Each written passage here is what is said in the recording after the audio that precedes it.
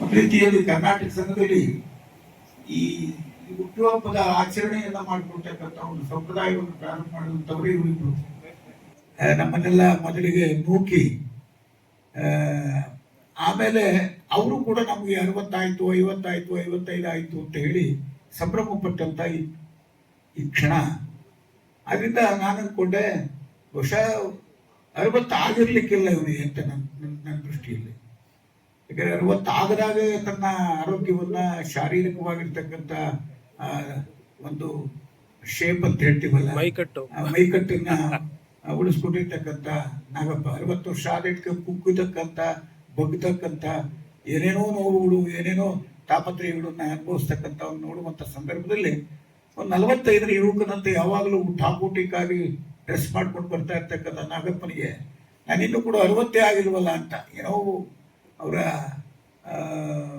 ರೀತಿ ನೋಡಿದ್ರೆ 60 ವರ್ಷ ಪೂರೈಸುತ್ತಿದ್ದಾರೆ ಸರ್ ಅಂತ. ಮೊದಲೇ ಹೇಳಿದ್ರೆ ಸಾಕಷ್ಟು ಸಿದ್ಧತೆಯನ್ನು ಮಾಡಬಹುದಾಗಿತ್ತಲ್ಲ ಅಂತಲೂ ಕೂಡ ನಾನು ಅನ್ಕೊಂಡೆ. ಅಳೀತೋ ಓರೋರ್ವರ ಗರ್ವದ ಕಾಲ, ಇದು ಸರ್ವರ ಕಾಲ.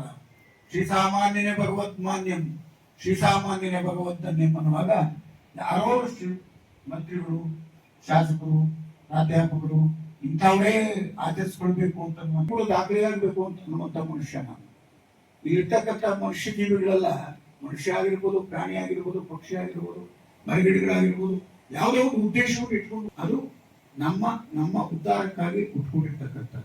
ಅದಕ್ಕೆ ಕುವೆಂಪು ಅವರು ಯಾರೂ ಮುಖ್ಯರಲ್ಲ, ನೀರೆಲ್ಲವೂ ತೀರ್ಥ ಅನ್ನುವಂಥ ದೇವಸ್ಥಾನದಲ್ಲಿ ಲಿಂಗದ ಮೇಲೆ ಬಿದ್ದ ಡಿಸ್ಟಿಲ್ ವಾಟರ್ ಕುಡಿದ್ರಲ್ಲ, ಶುದ್ಧವಾಗಿರ್ತಕ್ಕಂಥ ನೀರು ಕೂಡ ನಾವು ಗಂಗೆ ಪವಿತ್ರ ಅಂತ ಅಂದ್ಕೊಳ್ಬೇಕು ಅನ್ನೋ ಅರ್ಥ. ಅದು ನೀರೆಲ್ಲವೂ ತೀರ್ಥ, ನೀರಿದ್ದವರು ಯಾವುದು ಬದುಕಲಿಕ್ಕೆ ಸಾಧ್ಯ ಇಲ್ಲ. ಒಳಚೆ ನೀರನ್ನು ಇಟ್ಕೊಂಡೇನೆ ನಮ್ಮ ಗಿಡಮರಗಳೆಲ್ಲ ಬದುಕ್ತಕ್ಕಂಥದ್ದು. ಒಬ್ಬರು ಕೊಡ್ಬೇಕಾಗ್ತದೆ. ಯಾರೂ ಮುಖ್ಯರಲ್ಲ, ಇಲ್ಲಿ ನೀರೆಲ್ಲವೂ ತೀರ್ಥ, ಎಲ್ಲರೂ ಕೂಡ ಮುಖ್ಯರೇ ಅಂತ. MLA ಯಾರು, ಯಾಕೆ MLA ಯಾರು? ಜನ ಓಟ್ ಕೊಟ್ಟರು, ಅವರಿಂದ ಇದ್ರು, ಅದರಿಂದ ನಾಯಕರಾದ್ರು. ಜನಗಳಿದ್ರೆ ಅವರೆಲ್ಲ ನಾಯಕರಾಗ್ತಾ ಇದ್ರು. ಅದನ್ನ ಹೋಗ್ತಕ್ಕಂಥ ಅದರ ಜಯಂತಿ ಕೂಡ ಅಷ್ಟೇ ಮುಖ್ಯ. 60 ವರ್ಷ ಆದಾಗ ಮನುಷ್ಯರಿಗೆ ಯಾಕೆ ಬಹಳ ಮುಖ್ಯವಾದದ್ದು ಅಂತಂದ್ರೆ ಒಂದು ಘಟ್ಟವನ್ನು ಮುಟ್ತಾನೆ ಅಂತ, ಒಂದು ಪರಿಪಕ್ವತೆಯ ಕಡೆಗೆ ಸಾಕ್ತಾ ಇದ್ದಾನೆ ಅಂತ. 60 ಅಂದ್ರೆ ಪರಿಪಕ್ವತೆಯ ಕಡೆಗೆ ಸಾಕ್ತಾ ಇರ್ತಕ್ಕಂಥ.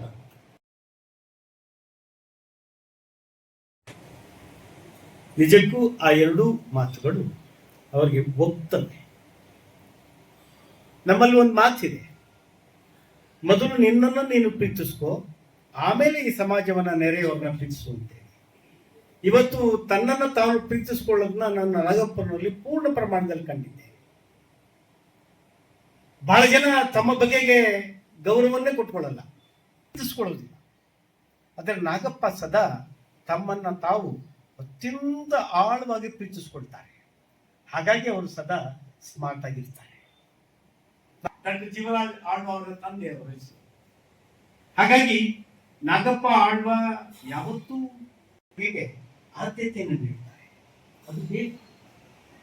ನಾವು ಸದಾ ಮಾದರಿ ಆಗಿರ್ಬೇಕು, ಶುಚಿಯಾಗಿರ್ಬೇಕು ಮತ್ತು ಶಿಸ್ತು. ಅದಕ್ಕೆ ಹೂ ಮನಸ್ಸಿನ ನಾಗಪ್ಪ ಅಂತೇಳಿ ನಮ್ಮ ಲೋಕೇಶ್ ಚಂದ್ರ ಮತ್ತು ಪ್ರಭು ಫೈನ್ ಪ್ರಭು ಇತ್ತೀಚೆಗೆ ನಮ್ಮ ಕರ್ನಾಟಕ ಸಂಘಕ್ಕೆ ಒಂದು ಸಹಾಯವನ್ನು ತಂದುಕೊಡ್ತಾ ಇದ್ದಾರೆ.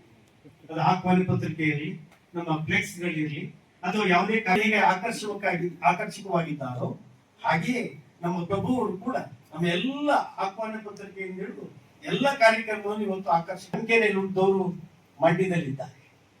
ಒಳ್ಳೆ ಸ್ನೇಹಿತರು ಒಂದು ಸಲ ಬಯಸಿದ್ದಾರೆ ಮತ್ತು ಎಲ್ಲದರಲ್ಲಿ ಅವರಲ್ಲಿ ಒಂದು ರೀತಿಯ ಅಚ್ಚುಕಟ್ಟುತನ ಇದೆ.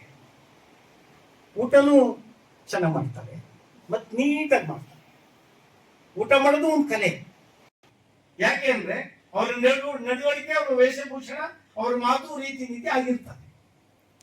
ಏಕೆಂದ್ರೆ ಊಟ ಮಾಡೋದ್ರೆ ಕಲಾತ್ಮಕವಾಗಿ ಊಟ ಮಾಡ್ತಾರೆ. ಅಂದ್ರೆ ನೀರು ಕುಡಿಯೋದು ಕಲಾತ್ಮಕ ಮಾಡಿಬಿಡ್ತಾರೆ. ನಮ್ ನಾಗಪ್ಪ ಹಂಗಲ್ಲ. ಆ ಕಾಫಿನ ಅಥವಾ ಟೀನ ಸವಿತಾ ಇದ್ದೀವಿ, ಬಹಳ ಚೆನ್ನಾಗಿ ಸವಿತಾರೆ. ಆ ಎಂಜಾಯ್ಮೆಂಟ್ ಅವೆಲ್ಲವನ್ನೂ ಕಂಡು ನಾನು ನಾಗಪ್ಪನವ್ರನ್ನ ಅತ್ಯಂತ ಆತ್ಮೀಯವಾಗಿ, ನನ್ಗಿಂತ ಅವರು 11 ವರ್ಷ 12 ವರ್ಷ ಚಿಕ್ಕವರಾದ್ರು ನನ್ನಷ್ಟೇ ಸಮಾನವಾಗಿ ಅವ್ರನ್ನ ಕಾಣ್ತಾ ಇರ್ತೀನಿ, ಪ್ರೀತಿಸ್ತಾ ಇರ್ತೀನಿ.